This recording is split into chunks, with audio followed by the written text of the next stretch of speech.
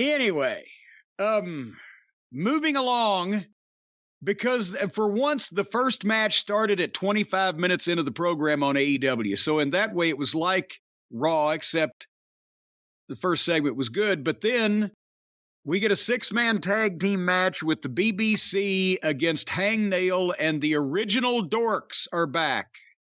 Pizzeria Uno and his old partner, Stu Grayson. He got signed again after this. They announced he's once again all elite. He's once again going to be there and do the same he did before. I mean, at least he looks like an athlete instead of his fat partner. But again, what kind of... Well, there's Evil Uno and Stu Grayson.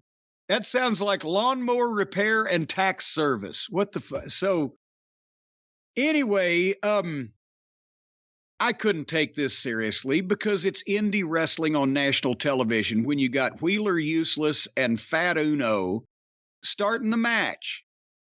And they went through a break, and they did some more shit.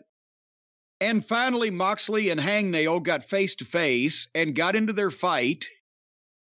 And then behind the referee's back, and I'm talking like literally about 5 feet behind his back, like they couldn't see it, Useless comes from out of nowhere and hits Page over the head with the ring bell. So they're full heels now. They're just fucking up everybody. The BBC, that is. And Hangnail sells out onto the floor, and then they 3-on-2'd Fat Ass and Stu. And finally, Moxley choked out Stu. So again, especially if they're going to sign this fucking guy back, they just beat the fucking guy that does at least look like an athlete. And if he didn't have the stupidest gimmick in the world where his name sounds like a goddamn, middle school volleyball coach, but he paints himself up like, who was that fucking Braveheart or whatever?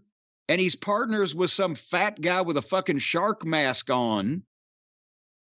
Presentation is rotten, but he's an athlete and he can do some shit. So let's choke him out the first day we sign him.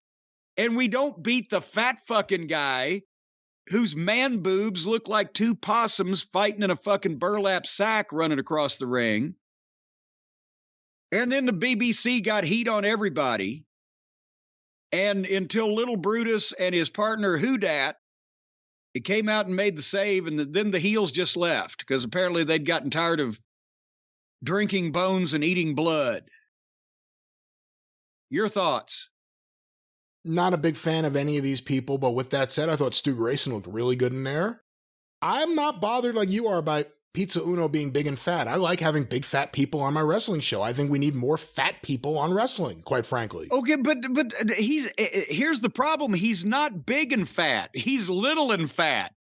He's not big and fat like fucking Abdullah the Butcher or King Kong Bundy or goddamn Crusher Blackwell or Bronson Reed. He's just a fucking nondescript, middle-aged, pudgy, fat fucking guy in a goofy-looking mask.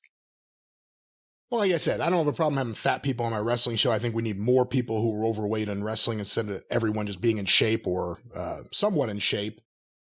Would you run from this guy? Would you run from Bronson Reed? Let's say Bronson Reed's pissed at you. He's coming towards you. Are you taking off? I'm not running from anyone. I got a machete. I'm not worried about a single human being on the planet. Let's say that somehow you got caught outside with Swami and you got to protect him and you're machete-less.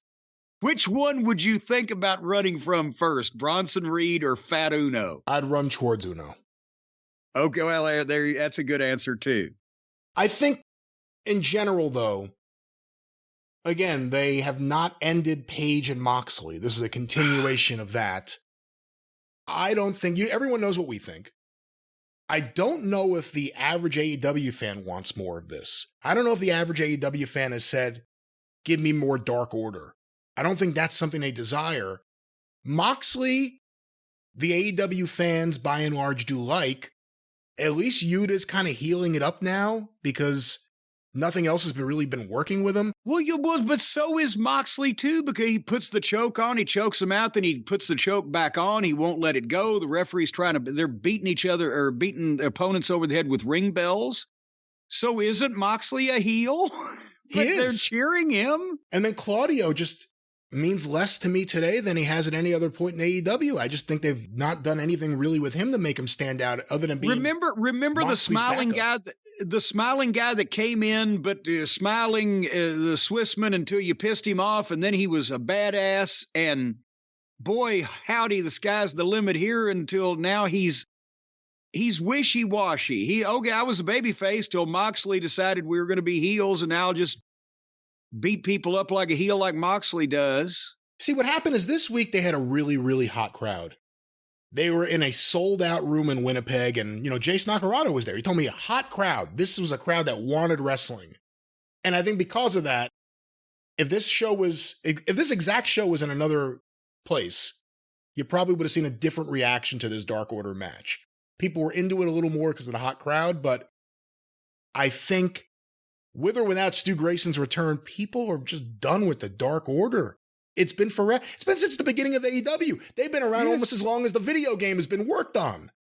They've been on the roster, the Dark Order.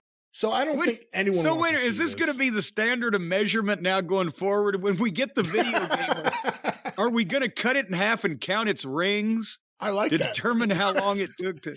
That's a good idea. We could do that. But I don't think this match did much for me. I don't think this match did much for too many other people. And again, you're coming off an opening segment with arguably, I mean, this is something that people would debate, the biggest star in the company and your world champion in an attempt to elevate 3 other people to another level. Whether it works or not, time will tell. But to follow that up with, and I know it's the first match on the show, but I'm going to say it this way, yet another 6-man tag match. The format of the show and everything they're doing with the show is they're not doing a good job of making you want to stay with the show. And I mean, we'll talk about the ratings later, but I did not like this match too much.